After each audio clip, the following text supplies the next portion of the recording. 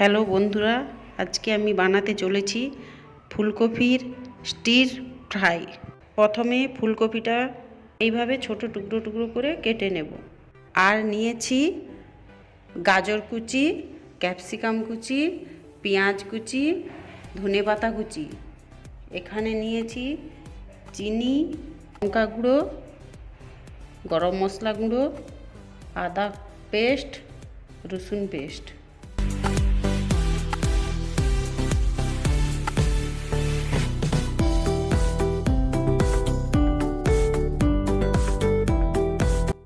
এবারে গ্যাসটি জ্বালিয়ে নেব। এবারে প্যানটি বসিয়ে দেব।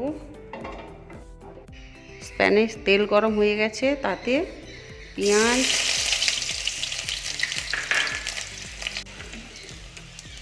রসুন,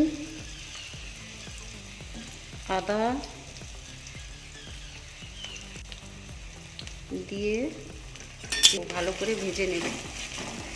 এটা সোনালি কালারের হয়ে গেলে তাতে দিয়ে দেব গাজর, ক্যাপসিকাম, সেগুলোকে ভালো করে ভেজে নেব। এরপরে ফুলকপি দিয়ে সেটাকে ভালো করে নেড়ে নেব 5-7 মিনিট। সোয়া সস,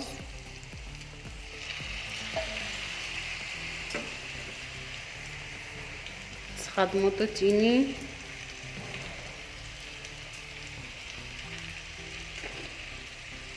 লঙ্কার গুঁড়ো,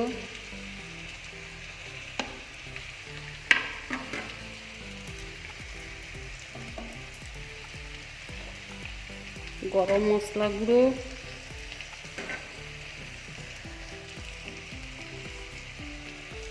আর স্বাদ মতো লবণ।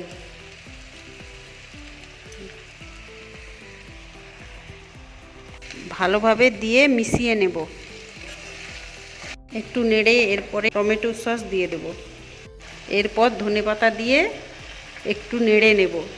পর একটি পাত্রের মধ্যে তুলে নিলেই তৈরি ফুলকপির স্টির ফ্রাই। হয়ে গেলে তাতে ধনেপাতা দিয়ে দেব গার্নিশের জন্য। যদি ভালো লাগে ভিডিওটাকে একটি লাইক এবং চ্যানেলটিকে সাবস্ক্রাইব করে দেবেন। একটা সুন্দর কমেন্ট করে যান।